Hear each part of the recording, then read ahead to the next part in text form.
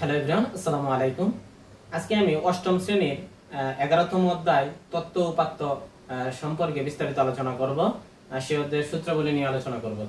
চলো শুরু করা যাক।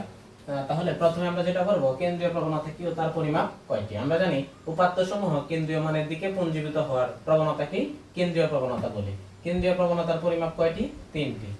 একটি হচ্ছে গড়, অপরটি হচ্ছে মধ্যক, আরেকটি হচ্ছে কি প্রচুরক। এই প্রশ্নটা খুবই গুরুত্বপূর্ণ, স্টার দেয়া আপনারা খুবই ভালোভাবে নোট করবেন। এই জিনিসটা পরীক্ষার আগে এই জিনিসটা পড়ে যাবেন, পরীক্ষায় আসবে যে কেন্দ্রীয় প্রবণতা কি, উপাত্ত সমূহ কেন্দ্রীয় মানের দিকে পুঞ্জীভূত হওয়ার প্রবণতাকে কেন্দ্রীয় প্রবণতা বলে। কেন্দ্রীয় প্রবণতার পরিমাপ কয়টি? কেন্দ্রীয় প্রবণতার পরিমাপ তিনটি, গড়, মধ্যক এবং হচ্ছে প্রচুরক। আরেকটা সূত্র আমরা দেখে নিই যে পরিসর নির্ণয় সূত্র সৃজনশীল কোন নাম্বারে আসতে পারে, যে পরিসর কাকে বলে? পরিসর সমান কি সর্বোচ্চ মান প্লাস সর্বনিম্ন মান প্লাস 1। পরিসর ইকুয়াল কি সর্বোচ্চ মান প্লাস সর্বনিম্ন মান ইকুয়াল কি 1। আচ্ছা ঠিক আছে, এখন আমরা যেটা পড়বো, এখন আমরা পড়বো গড়।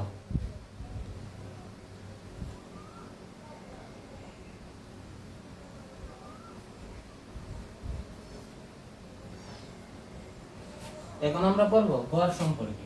তাহলে গড় যদি পড়ি, গড় আমরা দেখব যে উপাত্ত সমূহ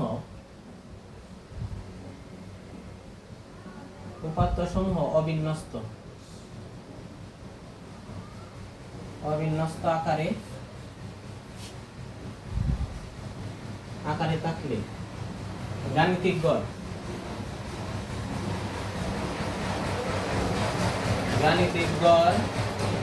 নির্ণয়ের সূত্র, যেটা উপাত্ত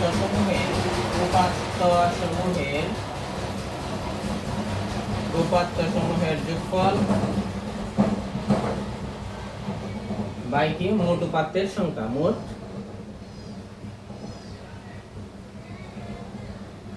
উপাত্তের সংখ্যা।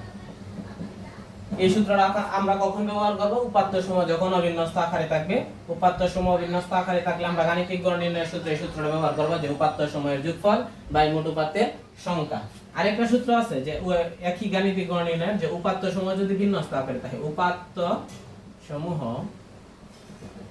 যদি বিন্যস্ত বা ক্রমানুযায়ী থাকে, ক্রমানুযায়ী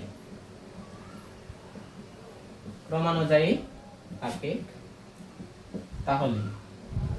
তাহলে আমরা গাণিতিক গড় নির্ণয়ের যে সূত্রটা ব্যবহার করব, এটি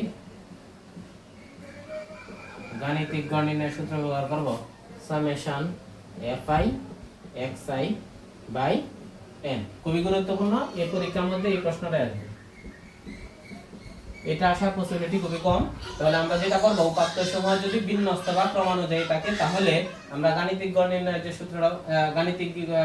যে সূত্রটা সেটা হচ্ছে summation fi xi by n। তাহলে আমরা দেখি এখানে উপাত্ত কোনটাকে আমরা কি নামে পরিচয়, কোনটার পরিচয় কি। তাহলে সামেশন, এই চিহ্নের নাম হচ্ছে সামেশন। এর শব্দের অর্থ, সামেশন শব্দের অর্থ যোগ করা।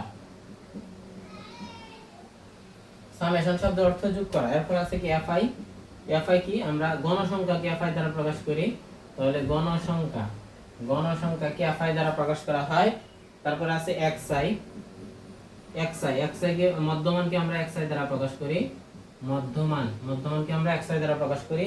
n আছে, n গণসংখ্যার যোগফল।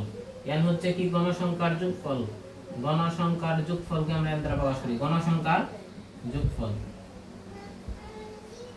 এখন আমরা করব যে মধ্যমান যেহেতু নির্ণয় করতে হবে, মধ্যমান নির্ণয়ের একটা সূত্র আছে। আমরা মধ্যমান যখন নির্ণয় করব, তখন এই সূত্রটা একটু দেখব, লিখে রাখি যে মধ্যমান নির্ণয়ের সূত্র, যে মধ্যমান নির্ণয় করব আমরা সর্বোচ্চ সীমা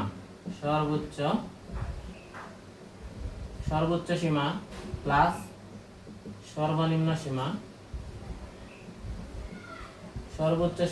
সর্বনিম্ন সীমা বাই 2।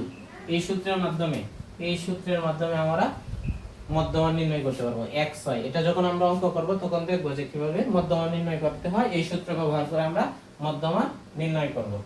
তাহলে এই পর্যন্তই, অষ্টম শ্রেণীতে এই পর্যন্তই গড় আছে, আমরা এই পর্যন্তই করলাম। এখন আমরা শুরু করব মধ্যক। এখন মধ্যক শুরু করি।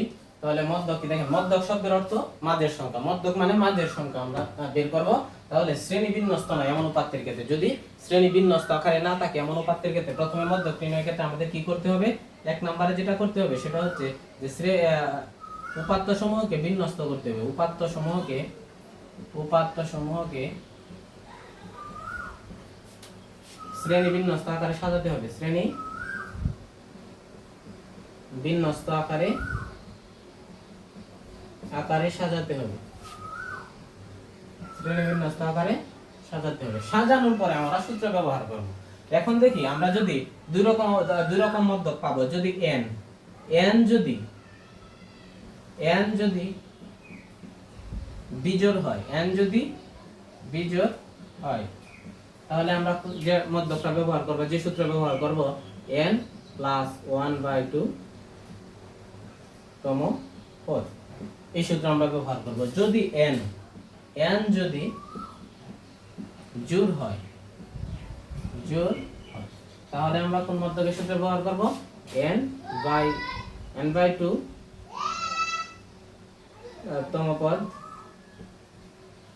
প্লাস n প্লাস 1/2 তম পদ বাই 2, এই সূত্র আমরা ব্যবহার করব। তাহলে n যদি বিজোড় হয় তাহলে আমরা ব্যবহার করব n প্লাস 1/2 তম পদ, আর n যদি জোড় হয় তাহলে আমরা ব্যবহার করব n/2 তম পদ প্লাস n প্লাস 1/2 তম পদ বাই কি 2, আমরা এই সূত্র ব্যবহার করব। তাহলে n কি, n হচ্ছে গণসংখ্যার যোগফল। n হচ্ছে কি, আমরা পড়ছি গণের মধ্যে n হচ্ছে কি মোট গণসংখ্যার যোগফল। মোট গণসংখ্যার যোগফল বলতে পারি, বা উপাত্তের সংখ্যা, মোট উপাত্তের সংখ্যাও বলতে পারি। যদি উপাত্তের সংখ্যা বা গণসংখ্যার যোগফল যদি বেজোড় হয় তাহলে আমরা এই সূত্র ব্যবহার করব, এবং n বা গণসংখ্যার যোগফল বা উপাত্তের সংখ্যা যদি জোড় হয় তাহলে আমরা n/2 তম পদ প্লাস n প্লাস 1/2 তম পদ বাই 2, এই সূত্র ব্যবহার করে আমরা মধ্যক নির্ণয় করতে পারবো। তাহলে এই দুইটা সূত্রের মাধ্যমে আমরা অষ্টম শ্রেণীর সকল মধ্যক নির্ণয় করতে পারবো। এখন আমরা করব যে প্রচুরক কি, তাহলে প্রচুর শব্দের অর্থ বেশি, প্রচুর শব্দের অর্থ কি বেশি। তাহলে প্রচুরক কি, সবচেয়ে বেশি বার, উপাত্তের মধ্যে সবচেয়ে বেশি বার যে সংখ্যাটা থাকবে সেটাই হবে প্রচুরক। তাহলে আমরা মনে রাখি যে প্রচুরক মানে হচ্ছে কি বেশি, উপাত্ত, যে উপাত্ত সবচেয়ে বেশি থাকবে সেটা আমাদের কি প্রচুরক। एग्जांपल দেওয়া যাক, एग्जांपल হচ্ছে 3 4 3 9 3 10 11, এদের প্রচুরক নির্ণয় করো। যদি এমন প্রশ্ন আসে যে এদের প্রচুরক নির্ণয় করো, তাহলে আমরা কি করব, এদের প্রচুরক নির্ণয় করা। তাহলে কি হবে দেখেন, প্রচুরক শব্দের অর্থ কি বেশি, যে সংখ্যা সবচেয়ে বেশি বার আছে, উপাত্তের মধ্যে যে সংখ্যা সবচেয়ে বেশি বার আছে সেই হবে আমাদের প্রচুরক। তাহলে আমরা দেখতেছি এই জায়গায় 3 আছে একবার, এই জায়গায় একবার, এই জায়গায় একবার। তাহলে এই উপাত্তের মধ্যে সবচেয়ে বেশি বার কোন সংখ্যাটা আছে, সবচেয়ে বেশি বার আছে কি 3। তাহলে সুতরাং প্রচুরক হবে কি, প্রচুরক হবে 3। তাহলে আমরা এটা জানলাম যে প্রচুরক উপাত্তের মধ্যে সবচেয়ে বেশি যে সংখ্যাটা থাকবে, সবচেয়ে বেশি বার যে সংখ্যাটা থাকবে সেটাই হবে প্রচুরক। এমনও হইতে পারে যে জায়গায় 3 ছিল এখন 3 বার আছে, অন্য একটা সংখ্যাও 3 বার থাকতে পারে। তাহলে প্রচুরক কি হবে, যদি সমান সমান হয় তাহলে 3 এই জায়গায় 3 বার আছে, যদি 4ও থাকতো 3 বার তাহলে আমরা 3 এবং 4 হইতো কি আমাদের প্রচুরক। তাহলে প্রচুরক এতটুকু আমরা মনে রাখি। তাহলে আজকের মতো সূত্রাবলী নিয়ে এই পর্যন্ত আলোচনা করলাম। পরবর্তী ক্লাসে আমরা ম্যাথ সমাধান করব ইনশাআল্লাহ। ভালো থাকবেন সবাই।